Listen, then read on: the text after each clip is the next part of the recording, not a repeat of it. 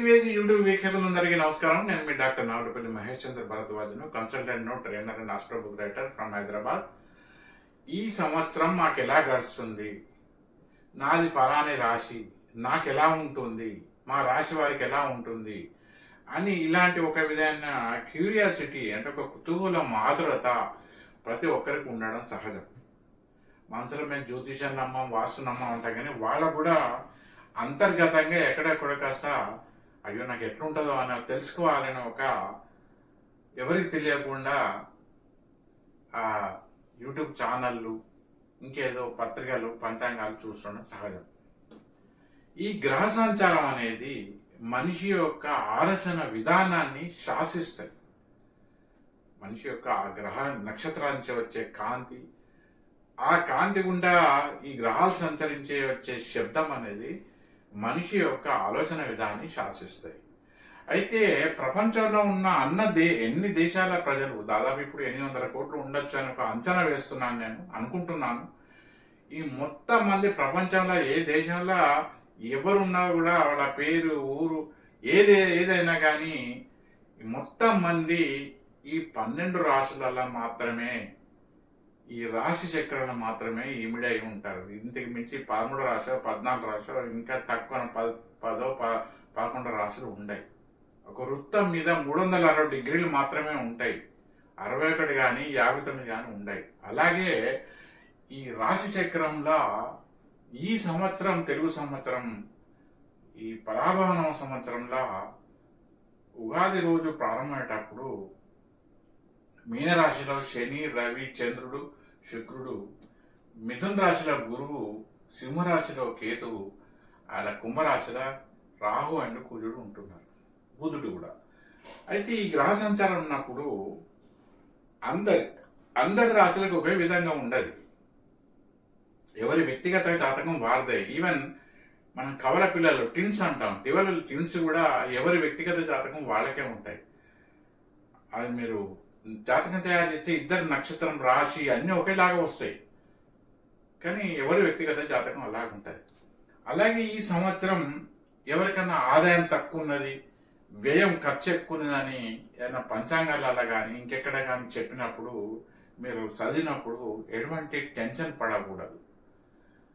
అలాగే ఇవన్నీ గత అనేక సంవత్సరాలుగా మన సనాతన ధర్మంలో సిద్ధాంతులు ముందు జాగ్రత్త కోసం చెప్తున్నారు. ఇవి నీకు వ్యయం ఎక్కున్నప్పుడు నీకు వచ్చే ఆదాయాన్ని జాగ్రత్తగా వాడుకో అని చెప్పడం.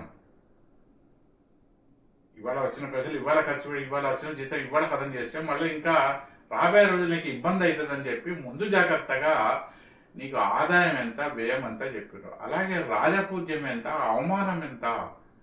అవమానం అంటే నువ్వు చేసే పనుల వల్ల నీకు అవమానం ఉంటుంది. రాజపూజ్యం అంటే నువ్వు చేసే పనులు అందరు నిన్ను గౌరవిస్తారు.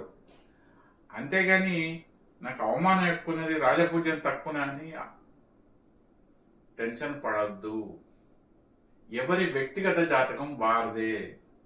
ఎవరి జాతకంలో సర్వాష్టక వర్గం ఒకటి ఉంటుంది. ఆ సర్వాష్టక వర్గుల ఏ భావంలో ఏ గ్రహం ఎన్ని బిందువులు ఇచ్చింది అనే దాన్ని బట్టి వాళ్ళకు ఈ సంవత్సరం ఎలా ఉంటుంది. ఇది నాట్ ఓన్లీ ఇంగ్లీష్ సంవత్సరం 2026 కాదు, లేకుంటే తెలుగు సంవత్సరం పరాభవం కావచ్చు, ఇంకేదైనా కావచ్చు. ప్రతి సంవత్సరం కూడా ఒక మనిషి పుట్టినప్పటి నుంచి చనిపోయేదాకా వాళ్ళ రాశి ఏదైనా, నక్షత్రం ఏదైనా కానీ వాళ్ళ వ్యక్తిగతంగా దశ, అంతర్దశలు, అందులో మళ్ళా సర్వాష్టక వర్గుల ఆ గ్రహం ఇచ్చే బిందువులను బట్టి వాళ్ళ లైఫ్ అనేది, వాళ్ళకు ఆదాయం ఏంది, వ్యయం ఏంది, ఇంకేదని నిర్ణయం ఉంటుంది. అంతేగాని వ్యయం ఎక్కున్నది, ఆదాయం తక్కువదని టెన్షన్ పడకండి. మీకు ఒకవేళ అలాంటి టెన్షన్ కలిగి ఉంటే ప్రతి ఇంట్లో మీకు శుభాలు ఎక్కువన్నా, మీకు ఆదాయం ఎక్కువ, వ్యయం తక్కువన్నా, లేకుంటే ఇంకేదో ఎక్కువ తక్కువన్నా కూడా ఆహా ఓహా అని మురిసిపోకండి. మాకు దసరా వరకు బాగుంటుందట, గురువు కర్కాటక రాశికి మారినాక మాకు బాగుంటుందట కదా అని మురిసిపోకుండా ఉండండి. మురిసిపోవద్దు, ఎప్పుడు టెన్షన్ పడవద్దు, రంది పడవద్దు. మీరు ఎవరైనా సరే ప్రతి ఇంట్లో దీపారాధన అనేది కంపల్సరీ. దీపం యొక్క అర్థం ఏంటంటే వెలుతురు. కష్టాలనే చీకట్ల పడకుండా, ఒకటి ఆల్రెడీ ఏమైనా సమస్యలు, కష్టాలు ఉంటే దాని నుంచి బటబడగొట్టరా భగవంతుడా అని చెప్పి ఒక ప్రార్థించడం. అలాగే తరచుగా మూగజీవాలకు ఆహారం వేస్తూ ఉండండి. ఆవుకు, మేకకు, పక్షులకు, ఈ మూగజీవాలకు ఆహారం ఇస్తూ ఉండండి. అలాగే మన సనాతన ధర్మంలో చెప్పబడిన దైవాలకు ప్రపంచవ్యాప్తంగా గత అనేక సంవత్సరాలుగా, ముఖ్యంగా 1990 నుంచి ఈ రాహుకేతుల యొక్క దుష్ప్రభావం అనేది బాగా ప్రపంచవ్యాప్తంగా పెరిగింది కనుక మీరు ఏం చేయాలంటే, ఎవరైనా కానీ గణపతి, ఆంజనేయ స్వామి, కాలభైరవుడు, గ్రామ దేవత, ఈ 4 దైవాలకు సంబంధించిన గుడులకు తరచుగా వెళ్ళాలి. మీకు ఈ మన సనాతన ధర్మాలు చెప్పిన గుడులకు వాటి నిర్వహణకే ఖర్చులు, ప్రతి గుడికి నిర్వహణ ఖర్చు వస్తుంది కదా, ఆ నిర్వహణ ఖర్చులో ఎంతో కొంత పాలు పంచుకోవడం, ఆ ప్రసాదంలో మేమంతూ ఏదో సహాయం చేయడం, ఇలాంటివి చేసేది ఉంటే మీకు ఆదాయం తక్కువ టెన్షన్ పడక్కర్లేదు, అవమానం ఎక్కువ కూడా టెన్షన్ పడక్కర్లేదు.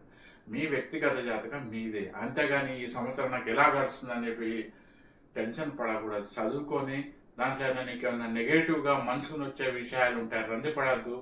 సంతోషం కలిగించే విషయాలు ఉంటాయి, డిస్కో డ్యాన్స్, భరతనాట్యం చేయకూడదు. మీ వ్యక్తిగత జాతకం మీదే. మీ వ్యక్తిగత జాతకంలో ఈ సంవత్సరం బాగుంటుందని గిట్ట మీకు ఏ పంచాంగంలో చదివినా, ఇంకెవరైనా చెప్పినా కూడా మీరు చేసే పాపకర్మలు, శుభకర్మలు, మంచి చెడులను బట్టి మీకు ఫలితాలు అనుభవిస్తుంది. అంతేగాని నాకు ఈ సంవత్సరం 14 ఆదాయం ఉన్నది, వ్యయం 2 ఉన్నాయని చెప్పి నువ్వు ఇష్టం వచ్చినట్టు ఇతరుల కడుపు కొడితే, ఇతరులను మోసం చేస్తే, ఇతరులు నష్టం చేస్తే, నీకు ఆ ఆదాయం వలన వచ్చిన అవి నువ్వు అనుభవించవు. అలాంటి రోగాలు గ్యారంటీ. సో అందువల్ల సాధ్యంత వరకు ఎవరిని మోసం చేయకండి, ఎవరిని నష్టపరచకండి, ఎవరిని మనసును నష్టపరచకండి, ధర్మద్రోగులకు సపోర్ట్ చేయకండి, మూగజీవాలకు ఆహారం వేయడం మర్చిపోవద్దు. ఉంటాను. నమస్కారం, శుభాకాంక్షలు. మరోసారి చెప్తున్నాను, ఈ సంవత్సరం మంచిగున్నదని ఎవరు నాట్యాలు చేయకండి. నాకు అయ్యో నా రాశి వాడకు బాగాలేదు, నాకు బాగాలేదని చెప్పి గడ్డం కింద చేయి పెట్టుకొని రంది పడకండి. ఉంటాను. నమస్కారం, శుభాకాంక్షలు.